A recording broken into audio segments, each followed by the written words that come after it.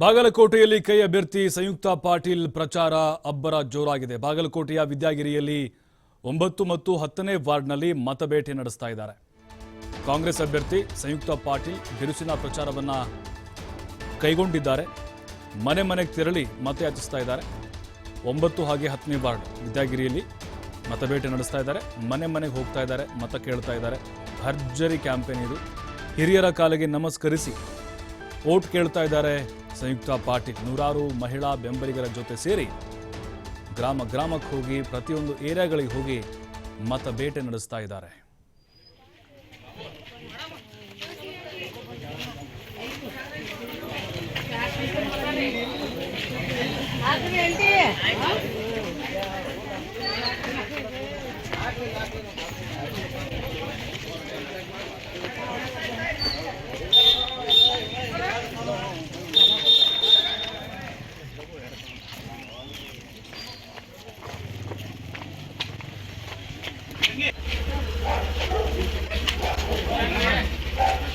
Kora.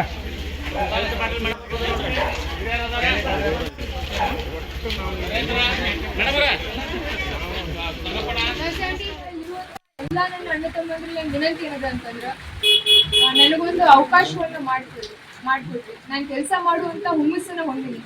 ಈಗ sir ಹೇಳಕತ್ತಿದ್ರು ನಿಮ್ಮ ಒಂದು ಮುಳುಗಡೆ ಸಮಸ್ಯೆ ಬಗ್ಗೆ, ಯುಕೆಪಿ ಸಮಸ್ಯೆ ಬಗ್ಗೆ.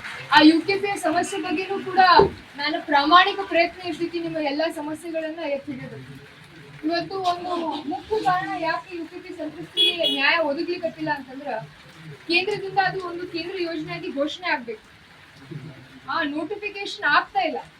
ಕೆಳಗುನು ಬಿಜೆಪಿ ಸರ್ಕಾರ ಇತ್ತು, ಮೇಲೂ ಬಿಜೆಪಿ ಸರ್ಕಾರ ಇತ್ತು. ಆ ಒಂದು ಅವಧಿಯಲ್ಲಿನೂ ಕೂಡ ಆ ನೋಟಿಫಿಕೇಶನ್ ಆಗ್ಲಿಲ್ಲ. ಅದ್ರ ಜೊತೆಯಾಗಿ ಹಿಂದಿನ ವರ್ಷ ಯುಕೆಪಿ ಯೋಜನೆಗೆ 5,400 ಕೋಟಿ ಫೈನಾನ್ಸ್ ಮಿನಿಸ್ಟರ್ ಅವರು ರಿಸರ್ವ್ ಇಟ್ಟಿದ್ರು. ಆದ್ರೂ ಕೂಡ ಹಿಂದಿನ ಬಜೆಟ್ ನಾಗ 5,400 ಕೋಟಿ ರಿಸರ್ವ್ ಇಟ್ಟಿದ್ದನ್ನ 1 ರೂಪಾಯಿನೂ ಕೂಡ ಅವರು ಬಿಡುಗಡೆಯನ್ನ ಮಾಡಲಿಲ್ಲ. ಹಾಕೊಂಡು ಹಂಗೆ ವಾಪಸ್ ಹೋಗಿ. ಸೊ ಅದಕ್ಕಾಗಿ ಇಲ್ಲಿರುವಂತಹ ಎಲ್ಲ ನನ್ನ ಅಣ್ಣ ತಮ್ಮಂದಿರ ವಿನಂತಿ ಏನದಂತ ಅದ್ರ ಬಗ್ಗೆ ಹೋರಾಟ ಮಾಡುವಂತಹ ಎಲ್ಲಾ ಪ್ರಾಮಾಣಿಕ ಪ್ರಯತ್ನವನ್ನು ನಾನು ಮಾಡ್ತೀನಿ. ಇಲ್ಲಿ ಮಲ್ಲುವಣ್ಣ ಅವರದಾರ, ಸಂತೋಷ್ ಅದಾರ, ಇನ್ನೂ ಈ ವಿಷಯದ ಬಗ್ಗೆ ಬಹಳ ಆಳವಾಗಿ ತಿಳ್ಕೊಂಡಿದ್ದವ್ರು ಅದಾರ. ಅವರೆಲ್ಲರ ಒಂದು ನೇತೃತ್ವದಲ್ಲಿ ನಾವೆಲ್ಲರೂ ಕೂಡಿ ಸಮಾಲೋಚನೆಯನ್ನ ಮಾಡಿ ದೆಹಲಿಯಲ್ಲಿ ನಿಮ್ಮ ಧ್ವನಿಯಾಗಿ ನಾನು ನಿಂತು ನನ್ನ ಕಡೆಯಿಂದ ಎಷ್ಟು ಆಗ್ತೈತಿ ಈ ವಿಷಯದ ಬಗ್ಗೆ ನಾನು ಪ್ರಯತ್ನವನ್ನ ಮಾಡ್ತೀನಿ ಅಂತ ನಾನು ಈ ವೇದಿಕೆ ಮೂಲಕ ಹೇಳಕ್ ಇಷ್ಟಪಡ್ತೀನಿ. ಇಷ್ಟು ಹೇಳ್ತಾ ಜೊತೆಯಾಗಿ ನಿಮಗ ಬೇರೆ ಯಾವುದೇ ಸಮಸ್ಯೆಗಳಿದ್ರು ಕೂಡ ನನ್ನ ವತಿಯಿಂದ ಬರುವಂತಹ ಯಾವುದೇ ಯೋಜನೆಗಳಾಗಿರ್ಬೋದು. ಈಗ ಸಣ್ಣವ್ರು ಹೇಳಿದ್ರು ನಾವು ಬೇರೆ ಬೇರೆ ಕಡೆ ದುಡ್ಯಾಕ್ ಹೋಗ್ತೀವಿ, ನಮಗೆ ಇಲ್ಲಿ ಉದ್ಯೋಗ ಸೃಷ್ಟಿ ಮಾಡುವಂತಹ ಒಂದು ಇಂಡಸ್ಟ್ರಿ ಬೇಕು ಅಂತ. ಡೆಫಿನೆಟ್ಲಿ ಆ ನಿಟ್ಟಲ್ಲೂ ಕೂಡ ನಾನು ಪ್ರಯತ್ನ ಮಾಡ್ಬೇಕು ಅನ್ನುವಂತಹ ಎಲ್ಲ ಆಲೋಚನೆಯನ್ನ ಹೊಂದಿನಿ.